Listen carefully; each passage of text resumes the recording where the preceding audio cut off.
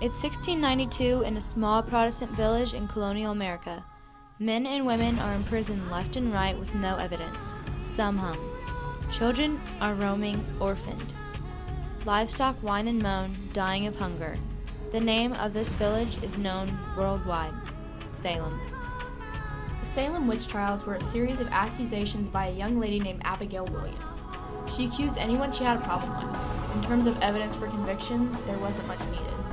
If a young girl, most of the time either Abby or a member of her posse, quote-unquote fainted when an accused was brought to court, that was evidence enough. If you were unlucky enough to be accused, any minor detail about you or anything you said could be twisted into evidence against you. First, here's a little backstory on this Abby girl. She used to work for a couple in the village, Mr. and Mrs. Proctor. She had an affair with Mr. Proctor, his wife throws her out, and, spoiler alert, she's still in love with Mr. Proctor. Now, back to the story. When Betty and Ruth, two pubescent girls, fall ill, the blame is put on witches and a slave who is said to conjure spirits in the woods. One of the symptoms, if you will, is that they've been acting strange a few months prior to this event. They haven't been talking to their moms as much, they've been withdrawn and quiet, etc., etc. This sounds like normal behavior of an early teenage girl. It's very stereotypical to draw away from adults during that time. It's normal. It's a very common thing, but somehow it's twisted into some dark art story. This isn't the only thing that was manipulated this way. There are a lot of instances where things like this happen.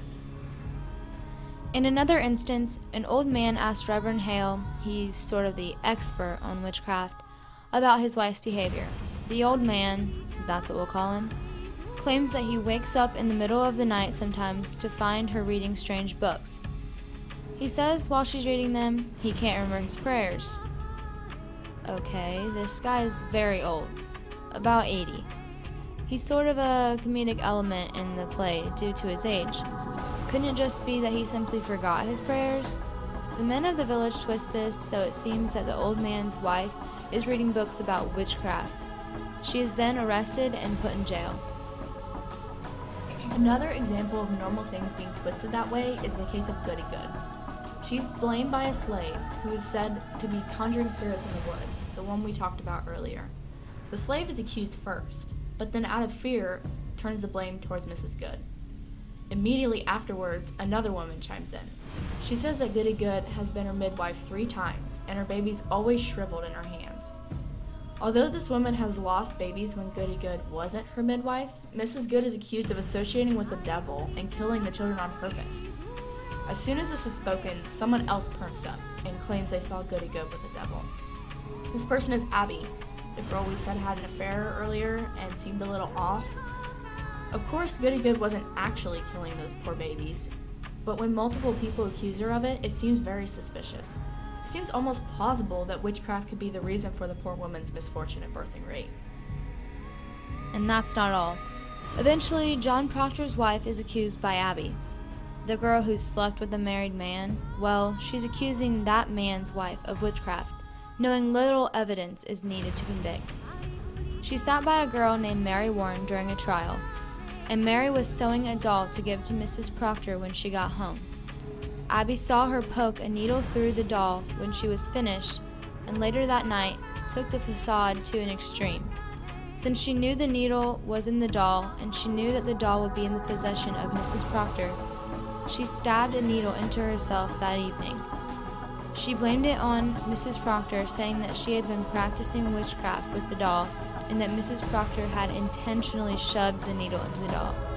Just to clear things up, Mrs. Proctor didn't shove the needle into the doll. Mary did. But since Abby held such contempt for Mrs. Proctor, she physically shoved a needle into herself to make Mrs. Proctor look suspicious. Mary innocently gave her mistress a doll, and through a sneaky, extreme plan, Abby made it look like Mrs. Proctor had a direct connection with the devil. It's easy for someone like you or me to judge these and see that people were falsely assuming preposterous things. But in real life, it's much more vague. The lines blur. At the time, we may not see it, but assuming one thing without knowing all the facts can start a snowball effect. If you think one thing can happen, who's to say that something a little worse isn't possible? Then so on and so on, until an entire town is turned against each other, accusing each other of witchcraft. It continues until you're so far down a path that turning around could cost you your reputation, or even your life.